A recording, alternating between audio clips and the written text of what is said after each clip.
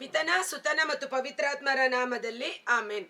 ಮಹಿಮೆಯ ಅರಸನೆ ನಿನ್ನ ಆತ್ಮದಿ ಆರಾಧಿಸುವೆ, ಪರಲೋಕ ರಾಜನೆ ನಿನ್ನ ನಿತ್ಯವೂ ಆರಾಧಿಸುವೆ. ಮಹಿಮೆಯ ಅರಸನೆ ನಿನ್ನ ಆತ್ಮದಿ ಆರಾಧಿಸುವೆ, ಪರಲೋಕ ರಾಜನೆ ನಿನ್ನ ನಿತ್ಯವೂ ಆರಾಧಿಸುವೆ. ಪ್ರಭು ಕ್ರಿಸ್ತರಲ್ಲಿ ಆತ್ಮೀಯ ಸಹೋದರ ಸಹೋದರಿಯರೇ, ಈ ದಿನದ ಮುಂಜಾನೆಯ ಜೀವಸ್ವರ ಕೀರ್ತನೆಗಳು 2 ವಚನ 11ರಿಂದ ಭಯ ಭಕ್ತಿಯಿಂದ ಪ್ರಭುವಿಗೆ ಸೇವೆ ಮಾಡಿರಿ. ಭಯ ಭಕ್ತಿಯಿಂದ ಪ್ರಭುವಿಗೆ ಸೇವೆ ಮಾಡಿರಿ, ನಡುಗುತ್ತಾ ಆತನ ಪಾದ ಪೂಜೆ ಮಾಡಿರಿ. ದೇವರ ಪ್ರಸನ್ನತೆ, ದ ರೆವರೆನ್ಸ್ ಟು ಗಾಡ್, ಅಂದರೆ ದೇವರಲ್ಲಿ ನಮಗಿರುವ ಭಯಭಕ್ತಿ ಎಂದಿಗೂ ಕಮ್ಮಿ ಆಗಬಾರದು. ದೇವರ ಪ್ರಸನ್ನತೆ, ದೇವರ ಸೇವೆ, ದೇವರ ಆಲಯ, ದೇವರಿಗೆ ಸಂಬಂಧಪಟ್ಟ ಕಾರ್ಯಗಳು, ಇವೆಲ್ಲವುಗಳಲ್ಲಿ ಹೆಚ್ಚು ಭಯಭಕ್ತಿಯಿಂದ ನಾವು ನಡೆದುಕೊಳ್ಳಬೇಕು. ಬರೀ ಬಾಹ್ಯ ರೂಪದಲ್ಲಿ ಅಲ್ಲ, ಹೃದಯದಲ್ಲಿ ಆ ಒಂದು ದೈವ ಭಯ ನಮ್ಮಲ್ಲಿರಬೇಕು. ನಡುಗುತ್ತಾ ಆತನ ಪಾದ ಪೂಜೆ ಮಾಡಿರಿ ಎಂಬುದಾಗಿ. ಕಾರಣ ದೇವರು ಪರಿಶುದ್ಧರು ಪರಿಶುದ್ಧರು ಪರಿಶುದ್ಧರು. ಆತನ ಸನ್ನಿಧಿಯಲ್ಲಿ ಸೇವೆ ಮಾಡುವ ಸೌಭಾಗ್ಯ ಆಶೀರ್ವದಿಸಲ್ಪಟ್ಟದ್ದು. ಒಂದು ನಾವು ಬಲಿಪೂಜೆಗೆ ಹೋಗುವುದಿರಲಿ, ಪಾಪ ನಿವೇದನೆ ಮಾಡುವುದಿರಲಿ, ದೇವರ ಆಲಯಕ್ಕೆ ಸಂಬಂಧಪಟ್ಟ ಎಲ್ಲಾ ಕಾರ್ಯಗಳಲ್ಲಿ ಭಯ ಭಕ್ತಿ ಇರಬೇಕು. ಈಗ 8:15 ಗಂಟೆಗೆ ಪೂಜೆ ಅಂದರೆ ಆರಾಮಾಗಿ 8:45ಗೆ ಬರೋದು, ಬೇಜವಾಬ್ದಾರಿತನವಾಗಿ ನಡೆದುಕೊಳ್ಳೋದು, ಒಳ್ಳೆಯ ಪಾಪ ನಿವೇದನೆ ಇಲ್ಲದೆ, ಶುದ್ಧತೆ ಇಲ್ಲದೆ ಬರುವುದು, ಅಥವಾ ದೇವರ ಆಲಯಕ್ಕೆ ಬರುವಾಗ ನಮ್ಮ ವಸ್ತ್ರಗಳು, ನಾವು ಹೋಗ್ತಾ ಇರೋದು ದೇವರ ಆಲಯಕ್ಕೆ, ನನ್ನ ಶರೀರ ದೇವರ ಆಲಯ, ಅದನ್ನು ಪರಿಶುದ್ಧವಾಗಿರಿಸಿಕೊಳ್ಳಬೇಕು. ನನ್ನ ಶರೀರ ಯಾವುದೇ ರೀತಿ ಪರರಿಗೆ ಪಾಪಕ್ಕೆ ಪ್ರಚೋದನೆ ಮಾಡಬಾರದು. ದೇವರ ಆಲಯದಲ್ಲಿ ಮೊಬೈಲ್ ಫೋನ್ ಯೂಸ್ ಮಾಡೋದು, ನಾವು ದೇವರ ಪ್ರಸನ್ನತೆಯಲ್ಲಿ ಕುಳಿತುಕೊಂಡಿದ್ದರೂ ಸಹ ಮೊಬೈಲಲ್ಲಿ ಆಟ ಆಡೋದು ಅಥವಾ ಮೊಬೈಲಲ್ಲಿ ಬೇರೆ ನೋಡುವುದು, ಇವೆಲ್ಲ ಪಾಪಕ್ಕೆ ಸಮ. ದೇವರ ಆಲಯದಲ್ಲಿ, ದೇವರ ಸೇವೆಯಲ್ಲಿ ಭಯ ಭಕ್ತಿಯಿಂದ ಸೇವೆ ಮಾಡಿರಿ, ನಡುಗುತ್ತಾ ಆತನ ಪಾದ ಪೂಜೆ ಮಾಡಿರಿ. ಕಾರಣ ನಮ್ಮ ದೇವರು ದಹಿಸುವ ಅಗ್ನಿಯಾಗಿದ್ದಾರೆ. ಜೀವ ಸ್ವರೂಪನಾದ ದೇವರ ಕೈಯಲ್ಲಿ ಸಿಕ್ಕಿ ಬೀಳುವುದು ಅದೆಷ್ಟು ಭಯಂಕರವಾದುದು. ಇಲ್ಲದಿರೆ ಭುಗಿಲೆದ್ದಿತು ಆತನ ಕೋಪಾವೇಶ, ಮಾರ್ಗ ಮಧ್ಯದಲ್ಲೇ ಕಾದಿರಬಹುದು ನಿಮಗೆ ವಿನಾಶ. ಆದರೆ ಆತನನ್ನು ಆಶ್ರಯಿಸುವವರಿಗಿದೆ ಸೌಭಾಗ್ಯ, ಸಂತೋಷ. ಜ್ಞಾನೋಕ್ತಿ 1ನೇ ಅಧ್ಯಾಯ ವಚನ 7ರಲ್ಲಿ ನಾವು ನೋಡುತ್ತೇವೆ, ಸರ್ವೇಶ್ವರನಲ್ಲಿ ಭಯಭಕ್ತಿಯೇ ಜ್ಞಾನಕ್ಕೆ ಮೂಲ, ಆದರೆ ಮೂರ್ಖರಿಗೆ ಶಿಸ್ತು ಎಂದರೆ ತಾತ್ಸಾರ ಎಂಬುದಾಗಿ.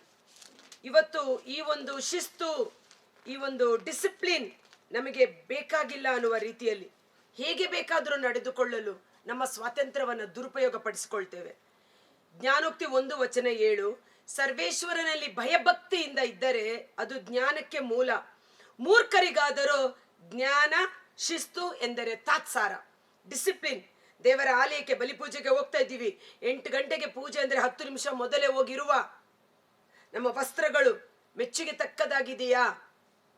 ಆಲಯದಲ್ಲಿ ನಮ್ಮ ನಡೆ ನುಡಿ ಹೇಗೆ ಇದೆ? ಆ 1 ಗಂಟೆ ಕಾಲ ಬಲಿಪೂಜೆಯಲ್ಲೂ ಸಹ ನಾವು ಫೋನನ್ನ ನಿಯಂತ್ರಣ ಮಾಡಕ್ಕಾಗದೆ ಅರ್ಧ ಪೂಜೆನಲ್ಲಿ ಎದ್ದು ಹೊರಗಡೆ ಹೋಗುವುದು, ಮಾತನಾಡುವುದು, ಅವರಿಗೆ ಶಿಸ್ತು ತಾತ್ಸಾರ, ಮೂರ್ಖರು. ಇಲ್ಲದಿರೆ ಭುಗಿಲೆದ್ದಿತು ಆತನ ಕೋಪಾವೇಶ. ಈ ದೇವರ ಸೇವೆಯಲ್ಲಿ ಆಲಸಿಗಳಾಗಬೇಡಿ, ಸೋಮಾರಿಗಳಾಗಬೇಡಿ, ತಾತ್ಸಾರ ಮಾಡಬೇಡಿ. ಯೆರೆಮೀಯ 48 ವಚನ 10ರಲ್ಲಿ ನಾವು ನೋಡುತ್ತೇವೆ, ಸರ್ವೇಶ್ವರನು ನೇಮಿಸಿದ ಕೆಲಸವನ್ನು ನಿರ್ವಹಿಸುವುದರಲ್ಲಿ ಆಲಸ್ಯನಾಗಿರುವವನು ಶಾಪಗ್ರಸ್ತನು. ತನ್ನ ಕತ್ತಿ ರಕ್ತ ಸುರಿಸದಂತೆ ತಡೆಯುವವನಿಗೆ ಶಾಪ ತಗಲಲಿ. ಕತ್ತಿ ದೇವರ ವಾಕ್ಯ. ಯುದ್ಧವೀರನ ಕೈಯಲ್ಲಿರುವ ಕತ್ತಿ ಶತ್ರುವಿನ ಸಂಹಾರ ಮಾಡಿ ಅದು ರಕ್ತ ಸುರಿಸಲ್ಪಡಬೇಕು. ಸರ್ವೇಶ್ವರ ಸೇವೆಯಲ್ಲಿ ಆಲಸಿಗಳಾಗಿದ್ದರೆ ಅವನು ಶಾಪಗ್ರಸ್ತನಾಗುತ್ತಾನೆ. ಇದಕ್ಕೆ ಪವಿತ್ರ ಗ್ರಂಥದಲ್ಲಿ ನನಗೆ ಸಿಕ್ಕಿದಂಥ ಒಂದು 2 ಉದಾಹರಣೆಗಳನ್ನು ನಿಮ್ಮ ಮಧ್ಯದಲ್ಲಿ ಹೇಳಲು ಇಚ್ಛೆ ಪಡುತ್ತೇನೆ. ಮೊದಲನೇದಾಗಿ ಯಾಜಕ ಕಾಂಡ 10ನೇ ಅಧ್ಯಾಯದಲ್ಲಿ ಆರೋನನ 2 ಮಕ್ಕಳು. ಆರೋನ ಯಾಜಕನಾಗಿ ದೇವರ ಸೇವೆಗಾಗಿ ನೇಮಕ ಮಾಡಲ್ಪಟ್ಟಿದ್ದ ವ್ಯಕ್ತಿ. ಆದರೆ ಯಾಜಕ ಕಾಂಡ 10 ಆರೋನನ ಮಕ್ಕಳಲ್ಲಿ ನಾದಾಬ್ ಮತ್ತು ಅಬಿಹು ಎಂಬಿಬ್ಬರು ತಮ್ಮ ತಮ್ಮ ಧೂಪ ಕಳಸಗಳಲ್ಲಿ ಸರ್ವೇಶ್ವರ ಸ್ವಾಮಿ ಆಜ್ಞಾಪಿಸದೇ ಇದ್ದ ಬೇರೆ ಬೆಂಕಿಯನ್ನಿಟ್ಟು ಅದರ ಮೇಲೆ ಸಾಂಬ್ರಾಣಿಯನ್ನು ಹಾಕಿ ಸರ್ವೇಶ್ವರನ ಸನ್ನಿಧಿಯಲ್ಲಿ ಸಮರ್ಪಿಸಿದರು. ಆಗ ಸರ್ವೇಶ್ವರನ ಸನ್ನಿಧಿಯಿಂದ ಬೆಂಕಿ ಹೊರಟು ಅವರನ್ನು ನಾಶ ಮಾಡಿತು. ಅವರು ಸರ್ವೇಶ್ವರನ ಸನ್ನಿಧಿಯಲ್ಲೇ ಸತ್ತರು. ಆರೋನನ 2 ಮಕ್ಕಳು ಯಾಜಕ ಸೇವೆಗಾಗಿ ನೇಮಕ ಮಾಡಲ್ಪಟ್ಟವರು. ದೇವರು ನೇಮಕ ಮಾಡಿದ ಬೆಂಕಿಯನ್ನು ಹಾಕಬೇಕಾಗಿತ್ತು.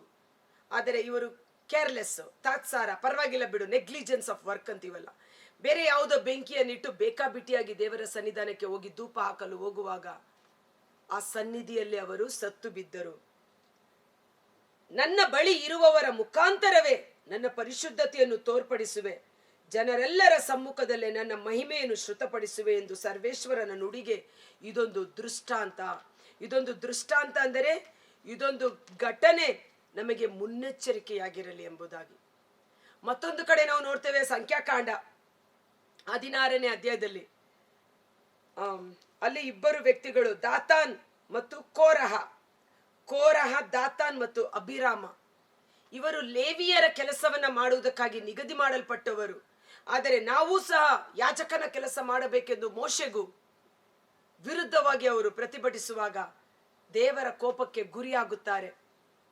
ದೇವರು ಮೋಶೆಗೆ ಹೇಳುತ್ತಾರೆ, ಏನದು, ಕೋರಹ, ದಾತಾನ್, ಅಬಿದಾಬ್ ಅವರ ಕುಟುಂಬಸ್ಥರನ್ನೆಲ್ಲ ಪಕ್ಕಕ್ಕಿಡು, ಇಸ್ರಾಯೇಲರಿಂದ ಅವರನ್ನು ಬೇರ್ಪಡಿಸು.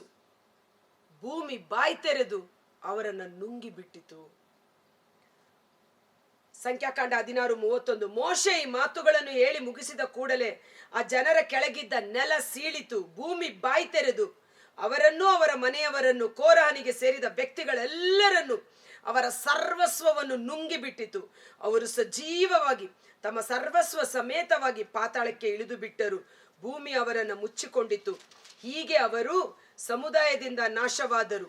ಅವರ ಸುತ್ತಲಿದ್ದ ಇಸ್ರಾಯೇಲರೆಲ್ಲರೂ ಸಾಯುವವರ ಆಹಾಕಾರವನ್ನು ಕೇಳಿ ಭೂಮಿ ನಮ್ಮನ್ನು ನುಂಗದಿರಲಿ ಎಂದುಕೊಂಡು ಓಡಿ ಹೋದರು.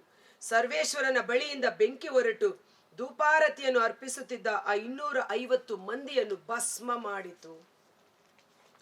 ದೇವರ ಸೇವೆಯಲ್ಲಿ ಆಲಸಿಗಳಾಗಬೇಡಿ. ಇವತ್ತು ತಂದೆ ತಾಯಿಗಳಾದ ನಾವು ನಮ್ಮ ಮಕ್ಕಳಿಗೆ ಶಿಸ್ತು, ದೈವಿಕ ಜ್ಞಾನ, ದೈವ ಭಯ ಭಕ್ತಿಯನ್ನ ಕಲಿಸಿಕೊಡಬೇಕಾಗಿದೆ. ಬಲಿಪೂಜೆಗೆ ಹೋಗುವುದು, ದೇವರ ಆಲಯದಲ್ಲಿ, ದೇವರ ಸೇವೆಯಲ್ಲಿ, ದೇವರ ಕಾರ್ಯಗಳಲ್ಲಿ, ದೇವರ ದಿನವನ್ನು ಪರಿಶುದ್ಧವಾಗಿ ಆಚರಿಸು, ದೇವರ ನಾಮವನ್ನು ವ್ಯರ್ಥವಾಗಿ ಆಚರಿಸಬೇಡ, ದೇವರಿಗೆ ಸಲ್ಲತಕ್ಕ ಮಹಿಮೆಯನ್ನು, ದೇವರಿಗೆ ಸಲ್ಲತಕ್ಕ ಗೌರವವನ್ನು ದೇವರಿಗೆ ಸಲ್ಲಿಸಬೇಕು. ದೇವರ ವಿರುದ್ಧ ನಿಲ್ಲಲು ನಮ್ಮಿಂದ ಹೇಗೆ ಸಾಧ್ಯ? ಜ್ಞಾನೋಕ್ತಿಗಳ ಗ್ರಂಥ 23ನೇ ಅಧ್ಯಾಯ ವಚನ 13. ಮಕ್ಕಳನ್ನು ದಂಡಿಸಿ ತಿದ್ದಲು ಹಿಂಜರಿಯಬೇಕಾಗಿಲ್ಲ. ಬೆತ್ತದ ಏಟಿಗೆ ಅವರು ಸತ್ತು ಹೋಗುವುದಿಲ್ಲ. ಬೆತ್ತದಿಂದ ಬೇಕಾದರೆ ಹೊಡೆ, ಮಗುವಿನ ಆತ್ಮ ಪಾತಾಳಕ್ಕೆ ಬೀಳದಂತೆ ತಡೆ. ಜ್ಞಾನೋಕ್ತಿ 13 ವಚನ 24ರಲ್ಲಿ, ಬೆತ್ತ ಹಿಡಿಯದ ತಂದೆ ಮಗನಿಗೆ ಶತ್ರು, ಎಚ್ಚರಿಕೆಯಿಂದ ಶಿಕ್ಷಿಸುವ ತಂದೆ ಮಗನಿಗೆ ಮಿತ್ರ. ಇವತ್ತು ಮಕ್ಕಳನ್ನು, ಅದು ದೇವ ಸೇವೆಯಲ್ಲಿರಲಿ, ಕುಟುಂಬ ಜೀವಿತದಲ್ಲಿರಲಿ, ಮಕ್ಕಳನ್ನ ಬೆತ್ತ ಹಿಡಿದು ಶಿಕ್ಷಿಸಿ, ಎಚ್ಚರಿಸಿ, ಶಿಸ್ತು, ಸಂಯಮಕ್ಕೆ ತರುವ ತಂದೆ ಮಗನಿಗೆ ಮುಂದೆ ಒಳ್ಳೆಯ ಸ್ನೇಹಿತ, ಮಾರ್ಪಾಡಾಗುತ್ತಾರೆ. ಆದರೆ ಬೆತ್ತ ಹಿಡಿಯದೆ ಶಿಸ್ತು ಸಂಯಮ ಕಲಿಸದೆ ಹೋದರೆ ಅದೇ ತಂದೆ ಮಕ್ಕಳಿಗೆ ಅದೇ ಮಗ ತಂದೆಗೆ ಶತ್ರುವಾಗಿ ಮಾರ್ಪಾಡಾಗಿ ಬಿಡುತ್ತಾನೆ. ಏಲಿ ಯಾಜಕ ತನ್ನ ಮಕ್ಕಳು ದೇವರ ಆಲಯದಲ್ಲಿ ಕೆಲಸ ಮಾಡುವವರಾಗಿದ್ದರೂ ಸಹ ಅಲ್ಲಿ ಬರುವ ಹೆಂಗಸರಿನೊಟ್ಟಿಗೆ ವ್ಯಭಿಚಾರ, ದಶಮಾಂಶ ಕಾಣಿಕೆಯಲ್ಲಿ ಕದ್ದುಕೊಳ್ಳುವುದು, ಇದೆಲ್ಲವನ್ನ ನೋಡಿ ತಂದೆ ಹೇಳಿದರೂ ಸಹ ಮಕ್ಕಳು ಕೇಳಲಿಲ್ಲ. ತಂದೆ ಅವರನ್ನು ಶಿಕ್ಷಿಸಲಿಲ್ಲ, ತಿದ್ದಲಿಲ್ಲ. ಕೊನೆಗೆ ಪರಿಣಾಮ ಮಕ್ಕಳು ಸತ್ತರು, ತಂದೆಯೂ ಸತ್ತರು. ನಮ್ಮ ದೇವರು ದಹದಹಿಸುವ ಅಗ್ನಿಯಾಗಿದ್ದಾರೆ. ಆತನ ವಿರುದ್ಧ ನಿಲ್ಲಬೇಡಿರಿ, ಬದಲಿಗೆ ಆತನನ್ನು ಆಶ್ರಯಿಸಿಕೊಳ್ಳುವವರಿಗೆ ಕಾದಿದೆ ಸಂತೋಷ, ಸೌಭಾಗ್ಯ, ಅಮರ ಜೀವ, ಆಶೀರ್ವಾದ. ಕರ್ತರಾದ ಯೇಸುವೇ, ಮುಂಜಾನೆ ಜೀವಸ್ವರವನ್ನು ಆಲಿಸುತ್ತಿರುವ ಪ್ರತಿಯೊಬ್ಬ ಸಹೋದರ ಸಹೋದರಿಯವರ ಕುಟುಂಬಗಳನ್ನು ನಿಮ್ಮ ಕರಗಳಿಗೆ ಸಮರ್ಪಿಸುತ್ತೇನೆ. ದೇವರ ಸೇವೆಯನ್ನು ಅತ್ಯಂತ ಆಸಕ್ತಿಯಿಂದಲೂ ಉತ್ಸಾಹದಿಂದಲೂ ಮಾಡುವ ಕೃಪೆ ನಮ್ಮೊಬ್ಬೊಬ್ಬರಿಗೆ ಲಭಿಸುವಂತಾಗಲಿ. ಸಂತ ಪೌಲರು ನುಡಿಯುವ ಹಾಗೆ, ಬಲಿಪೂಜೆಯಲ್ಲಿ ನಾವು ಯೇಸುವಿನ ಪೂಜ್ಯ ಶರೀರ ಮತ್ತು ರಕ್ತವನ್ನು ಭುಜಿಸುತ್ತೇವೆ ಎಂದು ಪರಿಗಣಿಸದೆ ತಾತ್ಸಾರವಾಗಿ ಸ್ವೀಕರಿಸುವುದರಿಂದ ನಿಮ್ಮಲ್ಲಿ ಅನೇಕರು ರೋಗಿಗಳಾಗಿದ್ದೀರಿ, ಅಸ್ವಸ್ಥರಾಗಿದ್ದೀರಿ, ಮರಣವನ್ನಪ್ಪಿದ್ದೀರಿ. ಆದ ಕಾರಣ ಬಲಿಪೂಜೆಗೆ ಹೋಗುವ ಮೊದಲು ಒಳ್ಳೆಯ ಪಾಪ ನಿವೇದನೆಯನ್ನ ಮಾಡಿ ಪರಿಶುದ್ಧವಾದ ಹೃದಯದಲ್ಲಿ ಪ್ರಭು ಯೇಸುವನ್ನ ಸ್ವೀಕರಿಸೋಣ. ಬಲಿಪೂಜೆಯಲ್ಲಿ, ದೇವರ ಸೇವೆಯಲ್ಲಿ, ದೇವರ ಕಾರ್ಯದಲ್ಲಿ, ದೇವರ ಆಲಯದಲ್ಲಿ, ದೇವರ ವಿಷಯದಲ್ಲಿ ದೇವರಿಗೆ ಸಲ್ಲತಕ್ಕ ಗೌರವ, ದೇವರಿಗೆ ಸಲ್ಲತಕ್ಕ ಮಹಿಮೆ, ದೇವರಿಗೆ ಸಲ್ಲತಕ್ಕ ಕಾಣಿಕೆ, ಭಯ ಭಕ್ತಿಯಿಂದ ನಡುಗುತ್ತಾ ಆತನ ಪಾದ ಪೂಜೆ ಮಾಡುವ ರೆವರೆನ್ಸ್, ಆ ದೈವ ಭಯ ನಮ್ಮೊಬ್ಬೊಬ್ಬರಲ್ಲಿ ಕಾರ್ಯ ಮಾಡಲಿ.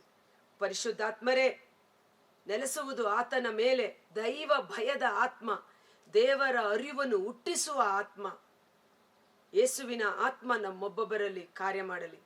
ತಂದೆ ತಾಯಿಯರಿಗೂ ದೇವರಿಗೂ ವಿಧೇಯರಾಗಿ ಅಚ್ಚುಮೆಚ್ಚಿನ ಮಕ್ಕಳಾಗಿ ಜೀವಿಸಲು ಬೇಕಾದ ಕೃಪೆಯನ್ನು ಅನುಗ್ರಹಿಸಿರಿ. ಇವತ್ತು ಮಕ್ಕಳಿಗೆ ಒಳ್ಳೆಯ ಸುಜ್ಞಾನವನ್ನು, ಶಿಸ್ತು, ಸಂಯಮವನ್ನು ಅವರು ಸ್ವೀಕರಿಸಲು ಬೇಕಾದ ಕೃಪೆಯನ್ನು ನೀಡಿರಿ. ಪ್ರಾಪಂಚಿಕ ತಂದೆ ತಾಯಿಗಳು ಕೆಲವು ವಿಷಯಗಳಿಗಾಗಿ ನಮ್ಮನ್ನು ಶಿಕ್ಷಿಸಿ ತಿದ್ದುತ್ತಾರೆ, ಅದು ನಮಗೆ ಮುಂದೆ ಒಳ್ಳೆಯದಾಗಿ ಪರಿಣಮಿಸುತ್ತದೆ. ಹೀಗಿರುವಲ್ಲಿ ಸ್ವರ್ಗೀಯ ತಂದೆ, ಪಾರಮಾರ್ಥಿಕ ತಂದೆ, ಇಹಲೋಕಕ್ಕೂ ಪರಲೋಕಕ್ಕೂ ನಾವು ಬಾಧ್ಯಸ್ಥರಾಗುವಂತೆ ನಮ್ಮನ್ನು ಶಿಸ್ತಿಗೆ ಒಳಪಡಿಸುವಾಗ, ಆ ಶಿಸ್ತು ಸ್ವಲ್ಪ ಸಮಯಕ್ಕೆ ನಮಗೆ ಕಷ್ಟವಾದರೂ ಅದನ್ನು ಸಹಿಸಿಕೊಳ್ಳುವವನು ಮುಂದೆ ಒಳ್ಳೆಯ ಪ್ರತಿಫಲವನ್ನು ಹೊಂದಿಕೊಳ್ಳುತ್ತಾನೆ. ಪರಿಶುದ್ಧಾತ್ಮರೇ ನಮ್ಮನ್ನು ದೈವಿಕ ಶಿಸ್ತಿನಲ್ಲಿ, ದೈವಿಕ ಶಿಕ್ಷಣದಲ್ಲಿ, ದೈವ ಭಯ ಭಕ್ತಿಯಲ್ಲಿ ನಾವು, ನಮ್ಮ ಕುಟುಂಬ, ನಮ್ಮ ಸಂತತಿ ಸಂತಾನ, ಜೀವಸ್ವರದ ಪ್ರತಿಯೊಂದು ಕುಟುಂಬಗಳು ಅಭಿಷೇಕದಲ್ಲಿ ಮುನ್ನಡೆಸಲ್ಪಡುವಂತೆ ನಮಗಾಗಿ ಪ್ರಾರ್ಥಿಸಿ, ನಮ್ಮನ್ನು ಬಲಪಡಿಸಿ, ಸತ್ಯದ ಸನ್ಮಾರ್ಗದಲ್ಲಿ ನಮ್ಮನ್ನು ಮುನ್ನಡೆಸಿರಿ. ಯೇಸುವಿನ ಅದ್ಭುತಕರವಾದ ನಾಮದಲ್ಲಿ ಪ್ರಾರ್ಥಿಸಿ ಬೇಡಿ ಹೊಂದಿಕೊಳ್ಳುತ್ತೇವೆ. ಆಮೇನ್. God bless you. ಈ ವಿಡಿಯೋ ಲಿಂಕನ್ನು ಪರರಿಗೂ ಶೇರ್ ಮಾಡಿ ಆಶೀರ್ವಾದವನ್ನು ಹೊಂದಿಕೊಳ್ಳಿ. ಬೆತ್ತ ಹಿಡಿಯುವ ತಂದೆ ಮಕ್ಕಳಿಗೆ ಮಿತ್ರ, ಬೆತ್ತ ಹಿಡಿಯದೆ ಇದ್ದರೆ ನಾವು ಶತ್ರುವಾಗಿ ಮಾರ್ಪಾಡಾಗುತ್ತೇವೆ. ಮೂರ್ಖರಿಗೆ ದೇವರ ಜ್ಞಾನ, ದೇವರ ಶಿಸ್ತು ತಾತ್ಸಾರ, ಆದರೆ ದೇವರ ಮಕ್ಕಳಿಗೆ ಸರ್ವೇಶ್ವರನ ಭಯಭಕ್ತಿ ಜ್ಞಾನಕ್ಕೆ ಮೂಲವಾಗಿದೆ. God bless you.